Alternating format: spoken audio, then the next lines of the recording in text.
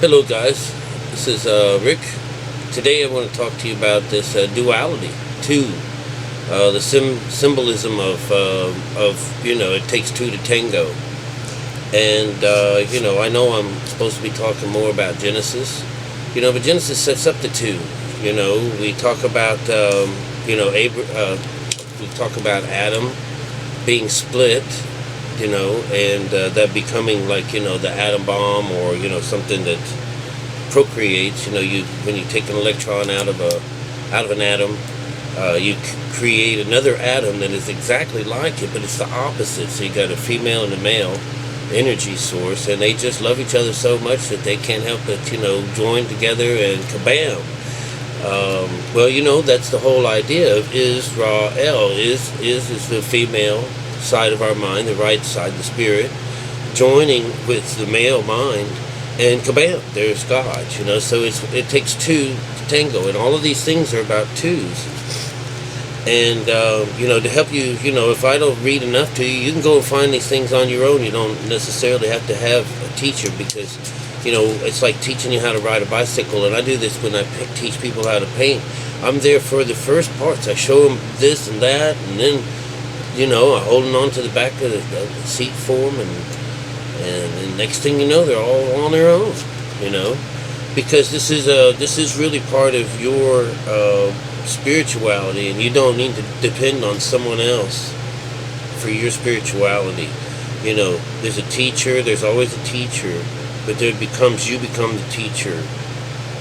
And it's a little bit of the discipline of doing it on your own, but when you start seeing it, you can hear it, you can see it. You have an eye for it, and you'll see it in all of the stories that you have absolutely will run across your mind once you've seen. All right. So, anyways, the idea that taking two, Adam and Eve have their children. The idea that Cain and Abel, Cain being the left side, the red-haired dude, and and then the spiritual side. You'll also know that we went on to. I told you about what's his name, Jacob. We talked about Jacob's children, and how all of his children wound up being, out of the left side of his mind was the zodiac, until they got down to the female, which was born. Her name is. She winds up being the female. She winds up being, the Virgin Mary. She's Virgo in the bunch. So I think her name is Nina. But I'll go and check that out, because it's a N word, and I get mixed up on a lot of these N words. But it's a beautiful story, whereas all those children that they had were born from the left side, did such and such a thing, a more physical type of aspect, and then those children that are born to promise come from the right side. That's where you go up and you actually have your children from the inside, and it's a spiritual thing, and all you need is just one. It's just one birth. Whereas the other side, you can fornicate with the left side all you want. So, this is something that you noticed also. We are now, talking about Abraham and Sarah. We have another situation where Abraham would represent, the male left side of the mind, and she represents the female side. But individually, these two have their own left and right sides, and so their stories go on. And it's really cool. Remember that it's always the woman that's barren that's going to be the right side of our mind. She represents what would be considered the mother of us all. Jerusalem, which is above, who is free. Remember, this is always a free, the mother, free mother.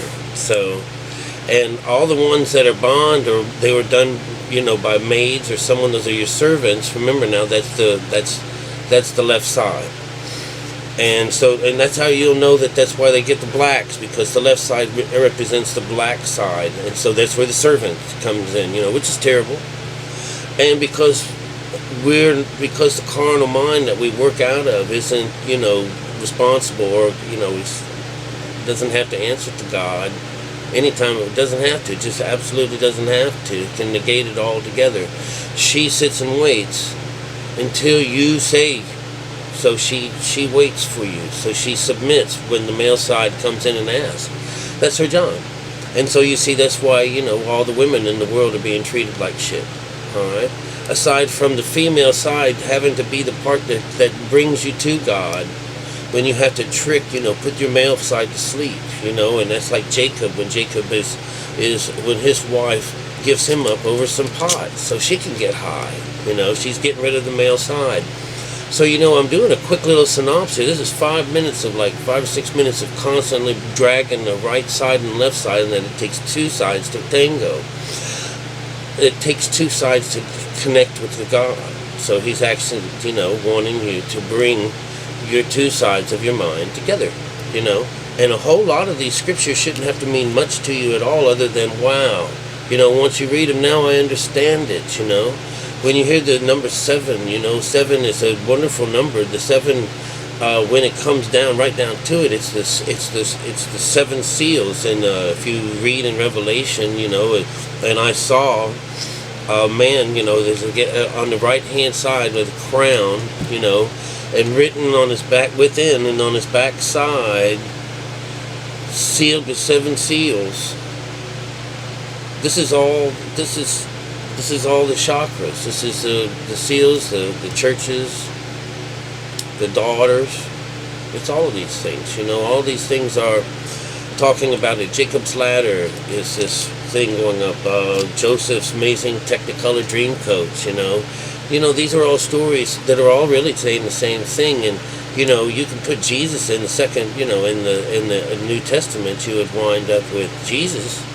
But with being the part of all, being the main person. But in the Old Testament, you are the main person in every one of those stories. And what's a real funny one that didn't make it in there would be and this is going to be fun, the idea that Saint Christopher is in the Catholic world, you want to say that he was for the travelers. But what he did was, the story, his is a myth. If you ever see it, it's a little bitty coin, and it has a big picture of him on front, and in the back you see these little mountains and little trees. Well, Christopher, the St. Christopher dude, was a giant, all right? And I'm not saying that they didn't exist. I think they did.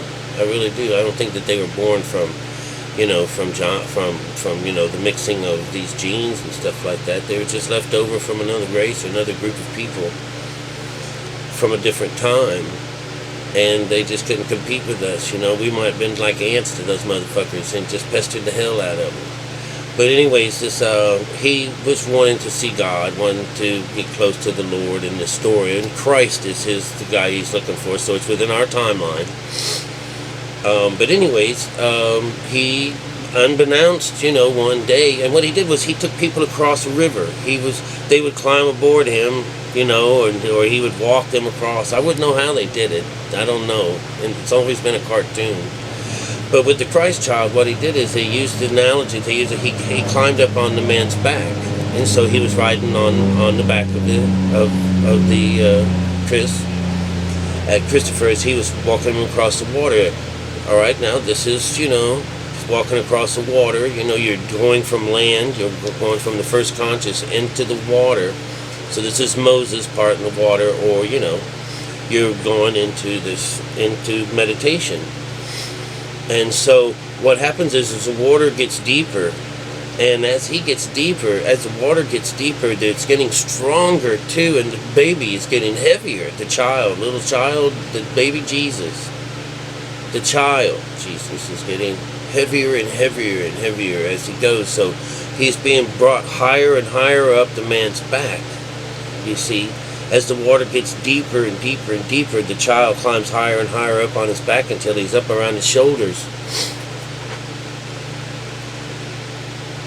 And by the time he gets up on his shoulders, he makes it over to the other side safely. So you see, it's a really beautiful story of, these giants and these things are really us. We're trying to conquer ourselves.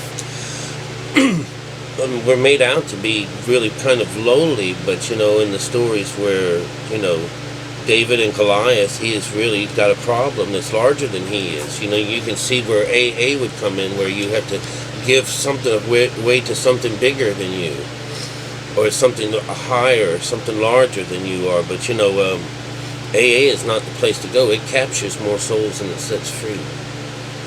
And what you have to understand there is that really the idea is that you have to go within yourself to do all this cleaning. And you can't be cleaned from the outside. And that's the reward from joining these two people together. Remember, it takes two to tango. So, if your left mind is not able to connect to this side and it wants to go outside and find religion to connect to, well, there's your homosexual. Okay, remember, because that's two males coming together, you're not going to spark and get the God. All right, that's all it is. Two ladies coming together, two of the females, well, that's just impossible. Electrically, it's just not impossible, Like, they call it bumping pussies, But, guys don't mind watching that. But anyways, that's not what I'm talking about. The whole Bible is about how to connect with the Lord. And so all of the stories are always going to have two people, and you're going to notice that all of them are going to have someone, where there's someone that's barren in it, maybe not all. There's the woman at the well. The woman at the well, what happens to her when she goes in and she meets Jesus at Jacob's well? She no longer has to pour for her 5 husbands, So she doesn't have to pour water. She doesn't have... Water means the truth, and so you really want to be immersed in it, and water also takes on a double meaning because it's part of what would be the emotions, and it can be red and churning and all, and you want to split that. So remember, split is you want to notice the two sides at least. We all come 2 by 2. That's the story of Noah's Ark. And that we have all kinds of things. We have the higher sides and the lower side. We have the birds, and we have the monsters of the field, and we have the creepy crawly stuff. When you see the number 3 coming together, not 1, 2, and 3, and even where they say, when 2 or 3 are gathered together, or when 1 or 2 are gathered together, I am in the midst of you. Well, you have to notice when you join the number 1 and 2, you get the number 3. 3 is intervention. So you know that anytime you see the word 3 coming on, something beautiful is about to happen, And so to get on with my stories of today, because it goes so fast, is Isaac. Isaac, the word means joy. Maybe laughter. Different ideas, but, it's going to mean that this is his firstborn, all right? Isaac, I believe, is born to the free side of his brain. And so he's asked to come up and sacrifice this side. So, it's actually when he gets up there, a RAM is provided. RAM is your mind. Just like your computer has a RAM, the brain of the outfit is right in there. And every now and then, it needs to get cleaned out. Mine did. I had to go through it. I got some virus in there, and it just tore it up. It was acting all kinds of crazy, blinking here and blinking there. Well, we get some strange things coming and hitting us too. Some of this Mandela has took a lot of switches in people's mind, just flipping them out. That's why I decided I would finally come out and start talking about this stuff. Mandela's hit me, but I'm not flipping out. So something's grounded me, and that's what this teachings and these things are meant to do. They're meant to take the fear out of you, When you can live more, and live more abundantly, and have fun, and enjoy life. And all you have to do is learn that, it takes 2 to tango, and you can have a ball on the outside of your life, but on the inside, every now and then, you have to go in. And a lot of times what will happen is whatever you were having a lot of fun with on the outside may just wind up disappearing. If it doesn't do you no good, it's gone. But anyways, when Abraham finally makes it up there, he's getting ready to kill this thing, and this is taking it literally. And the Lord comes and says, no, it's the lamb provided, and up there in the woods comes.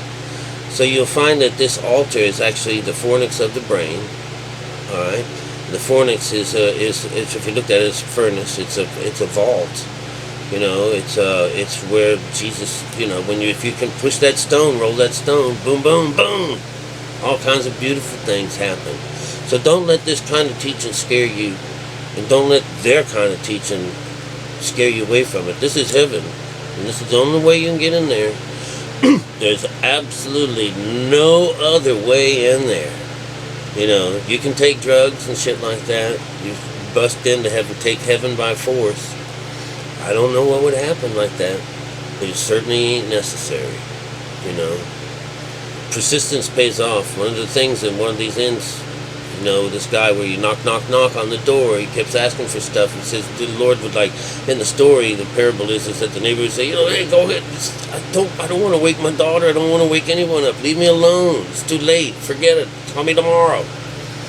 And the guy keeps knocking at the door, knocking at the door, knocking at the door, you know, and he's just like, ugh, and when it was all over, take the goddamn thing, take everything, you know. So don't give up. Persistence pays. And if that's the only discipline, is shutting up, shutting down, and being quiet for 10 to 15 minutes a day or so, or whenever, practicing, that's all. That's all you got to do. Don't cost a dime. Alright, well, I've had enough, and I'm sure you have too. But God is a whole lot easier when you take Him from the inside. And I'd be weary of any God or anything that you attach to yourself by believing in the outside of that thing. You know, these Bibles, they tell you, detach. Alright? Detach and repent. That means to turn around and do this the opposite way. So for you guys that are fishing outside, for your next little thing going down, you know, try tossing your nets to the right side. This is where you'll get your wonderful food. Alright? 153 fish they drag up. That's a number 9, a beautiful number 9, the number for consciousness, and with the right hand reference. I love you, and take care.